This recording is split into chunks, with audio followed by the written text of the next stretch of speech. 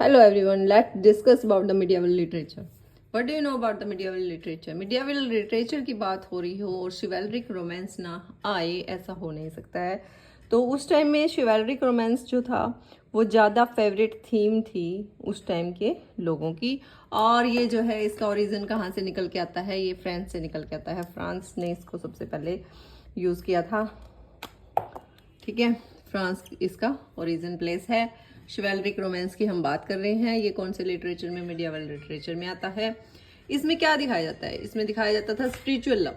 इसमें क्या दिखाया जाता है? Spiritual love. There is no physical love, there is only spirituality in their love.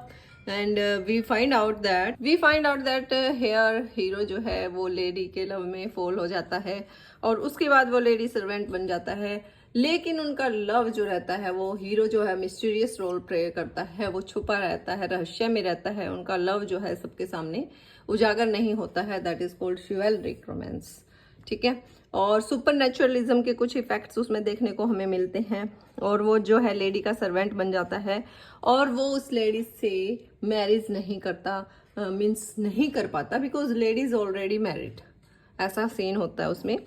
So there is no relationship between them, there is no marriage between them, there is only spiritual love we find out there in the chivalry romance. ठीक है, उसके बाद हम कहते हैं कि hero कैसा है। वो हीरो की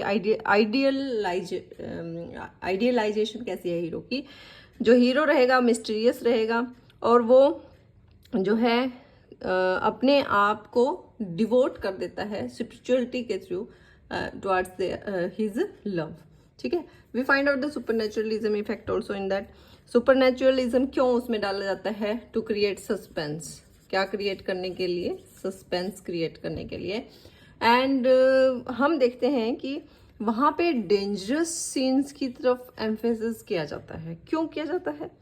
क्योंकि ये क्यों होता है? ड्रामेटिक इवेंट में डेंजरस सीन्स क्यों डाले जाते हैं? ताकि लोगों का उसके प्रति थोड़ा सा इंटरेस्ट क्रिएट हो सके। और उसमें डेंजरस चीज़ें क्या आएंगी? जैसे ड्रैगन को इंट्रोड्यूस करा दिया एकदम से, ड्रैगन आ गया है भाई, सब कुछ ठीक ठाक चल रहा है, एकदम से ड्रैगन आ गया है।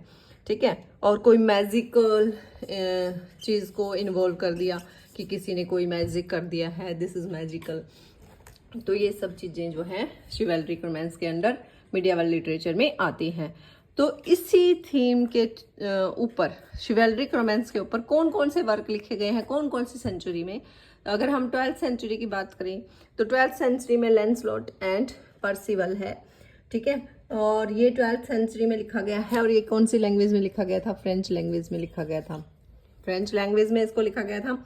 किंग हॉर्न लिखा गया 13th सेंचुरी में, इंग्लिश लैंग्वेज में लिखा गया। किसने लिखा? It's not clear. ठीक है, उसके बाद पार्जिवल आ जाता है। पार्जिवल जो है वो वोल्फ्राम और एस्चेंज बैच ने लिखा, 13th सेंचुरी में लिखा और जर्मन में लिखा गया था। ठीक है, नेक्स्ट है सर ज्ञान एंड ग्रीन नाइट। हाँ, इसके बारे में हम जानते हैं, 14th सेंचुरी में लिखा गया है और ये भी इंग्लिश में लिखा गया है। नेक्स्ट है ली मोटे डी आर्थर। ये मेलोरे के द्वारा लिखा गया वर्क है, 15th सेंचुरी में लिखा गया है और ये भी इंग्लिश में लिखा गया है। तो ये कुछ एग्जाम्पल हैं मिडिएवल लिटरेचर के शिवेलरिक रोमांस के। ठीक है, I hope you like the video. Thank you.